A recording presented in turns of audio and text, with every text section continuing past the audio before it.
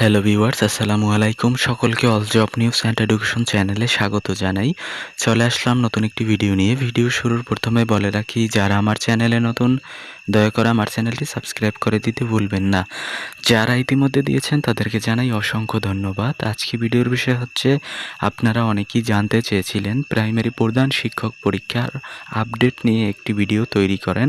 এজন্যই কিন্তু আপনাদের মাঝে হাজির হয়েছি সেই ভিডিওটি নিয়ে। আরও অনেকে জানতে চেয়েছিলেন এই নিয়োগটি কি জেলাভিত্তিক হবে কিনা। তো আজকে বিস্তারিত বিষয় আলোচনা করা হবে। দেখেন, এখানে বলা হয়েছে সর্বশেষ আপডেট। এখনও সরকারিভাবে নির্দিষ্ট পরীক্ষার তারিখ প্রকাশ হয়নি। নিয়োগ পরীক্ষা আগেই প্রকাশিত হয়েছিল, 2025 সালে এই বিজ্ঞপ্তিটি প্রকাশিত হয়েছিল, সেটি বলা হয়েছে। এখানে পদসংখ্যা আছে 1122টি পদ। এই বিপরীতে কিন্তু আবেদন পড়েছে প্রায় 7 লক্ষ।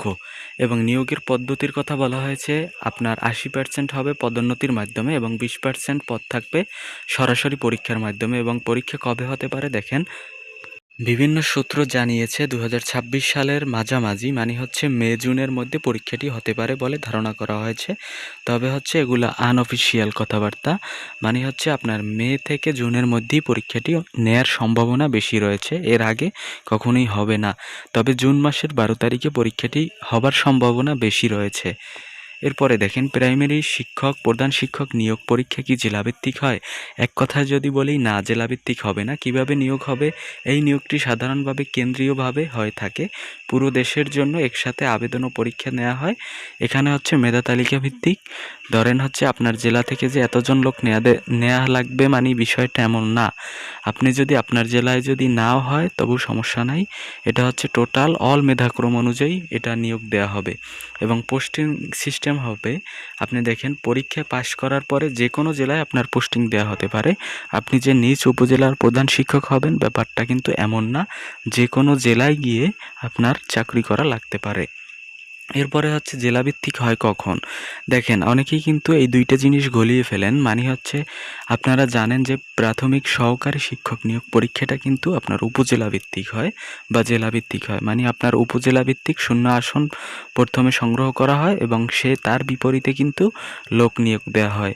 মানে আপনার উপজেলায় যদি 100 সিট ফাঁকা থাকে বা আসন শূন্য থাকে, আপনার উপজেলা থেকেই 100 আসন পূর্ণ করা হবে।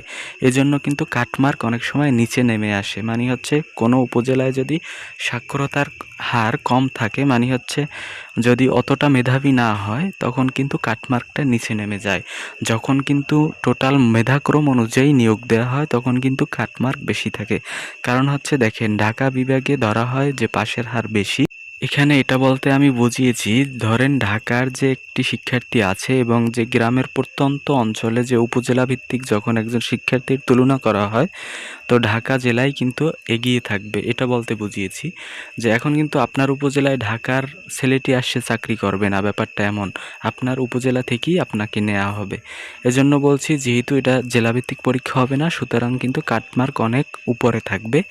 তো ওইভাবেই কিন্তু আপনাদের প্রিপারেশন নিতে হবে। তো আমি আর কথা বাড়াবো না, আজকের ভিডিওটি এই পর্যন্তই। দেখা হবে পরবর্তী ভিডিওতে। আল্লাহ হাফেজ।